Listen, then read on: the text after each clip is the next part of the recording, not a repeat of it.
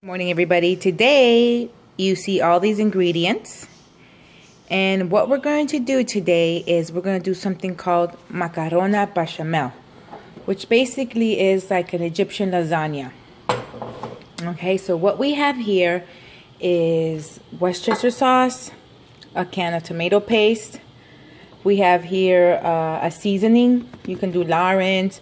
I do like a barbecue seasoning. You can find this at Costco. It's like a rub. Grounded garlic, pepper, cumin, paprika, all spices. That's like, you can find it anywhere now. It's all spices. Flour, milk, cream cheese, butter. You could do elbow, or you can do these kind of macaroni, and 1 pound or 2 of grounded beef. So now what I have done is I already basically chopped all the garlic.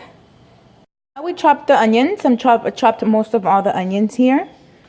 And like I said, I'm doing this macaroni bechamel with the Latin flavor because, of course, mini peppers, yellow, orange, and a little bit of the red. I have some red onion and some gold onion. I like the sweet of both.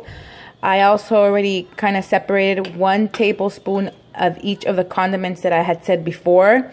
This is paprika, that's 2 tablespoons, and that right there is the rub, the barbecue rub. It's like, you can say like a Lawrence seasoning mixed with some other spices. You can find it at Costco. And also we have here the 1 tablespoon of garlic, 1 tablespoon of pepper, and 2 tablespoons of cumin. And the star is Parmesan cheese. You must know I love Parmesan cheese. Look how big it is. Parmesan cheese, Worcestershire sauce, tomato paste, Worcestershire sauce, and some cilantro.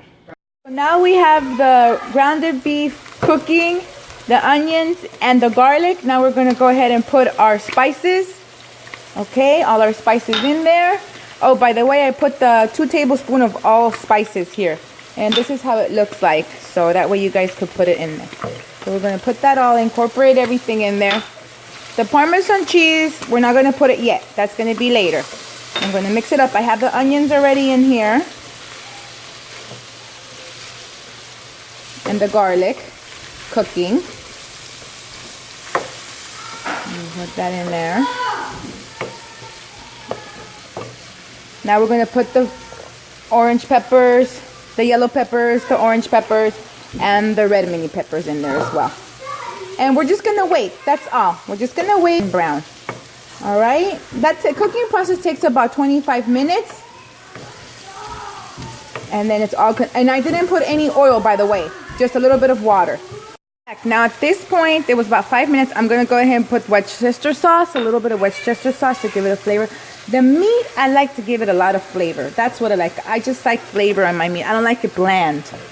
And here comes a little bit of the red onion. I put that. Now, if you guys don't like onion, you don't have to put onion. You don't have to put none of this stuff. You guys like it plain, like if you like it plain with just some, onion and spices, or you don't want to put nothing on your meat, just could do it just plain. It'll just work just as good.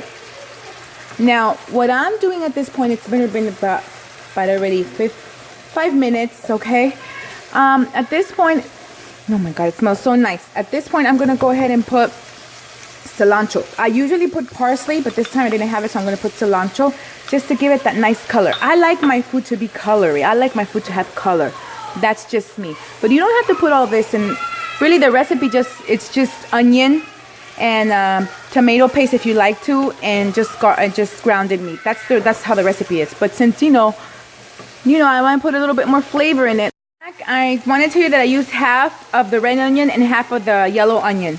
So just so you guys know, if you didn't get that part, I don't know if I said it or not, but I just want to let you guys know. Now, this has been cooking for over 20 minutes. We're going to go into 22 minutes. It's going to be 25 minutes pretty soon.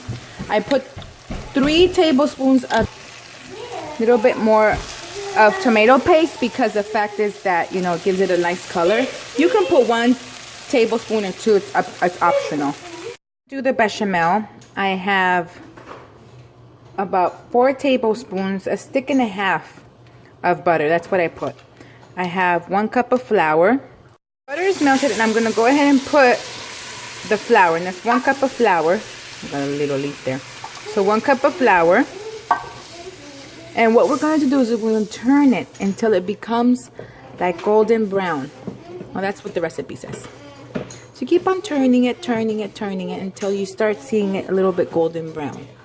Now you're seeing that the flour is getting a little bit golden. And that's what you want to see. You want to have it golden. Okay, nice and golden. What you want to do is you want to start putting in gradually the milk. Okay? So we're going to start putting in gradually the milk, and we're going to start stirring it very softly. Okay, stirring it. You want to stir it really good. And you're going to add another cup of milk gradually. Okay, and you want to keep stirring this.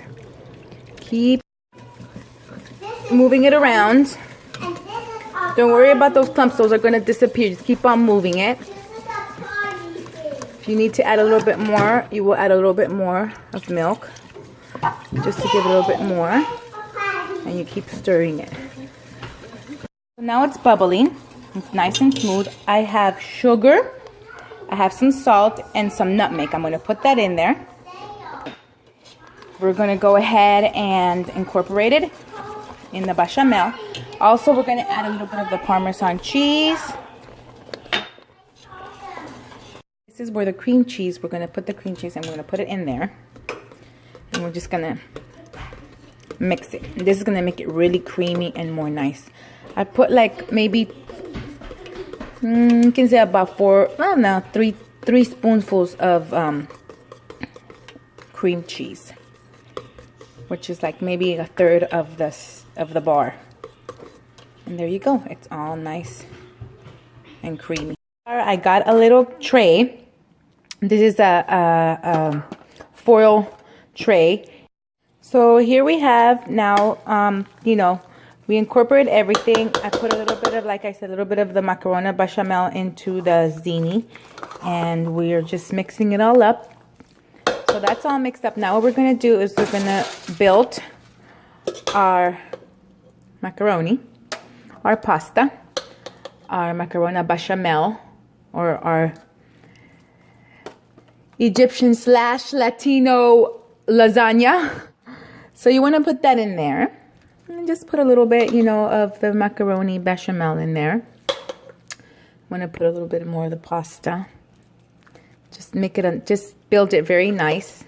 It's just 2 steps. It's not that hard as a lasagna, because the lasagna you got to go one by one. But this one is just easy. Now I put the meat in there. And what we do, we're just spreading it all out very nice and evenly. Okay. I'm spreading it all out very nice and evenly. So that's all spread out. Now what we're going to do is we're going to go ahead and put the rest of the macaroni in there. Okay, you want to pack it in there very nice and tight.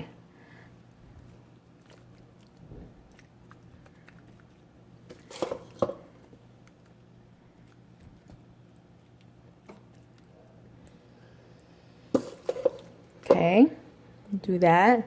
This is the original. I will make an original one for you, the way they make it. But basically it's the same thing. You just don't use so many things on the meat. You know. So there you go. Then once you have it all packed in there nice, you want to incorporate all of the macaroni very nice. Pack it in, squeeze it in all good. So there you have it. Okay, a little bit of Parmesan cheese that I put. Okay, let's put a little bit more. Why not? Come on, Dan. Why not put a little bit more? A little bit more Parmesan cheese. This is going to go in a 350 degrees oven, 45 to an hour, and it's going to be done. Here's you guys. I covered it. I put 375 degrees because I wanted to go a little bit faster. And then, you know, we're going to take it off after it's been maybe 45 minutes. Take off this to caramelize and let the cheese melt and get brown and nice and crispy. Bechamel's almost ready, if you can see. It's bubbling, the cheese up there. It looks very delicious. Incision, a little hole, should be clean. It shouldn't be all like clean, but it shouldn't be all white. If it's good and it's all nice and clean when you take off the stick, then that means that it's ready. So this is ready, and I hope you guys enjoyed it. Macaroni bechamel, I took a little piece. You should leave it to rest for maybe half an hour, just so it can get a little bit hardened and you can serve it better. Here you go. It's really nice and delicious, and I hope you enjoy it. You can put it in a nice plate like this. And I like the little crispiness of the inside, how it got crispy, the little pasta.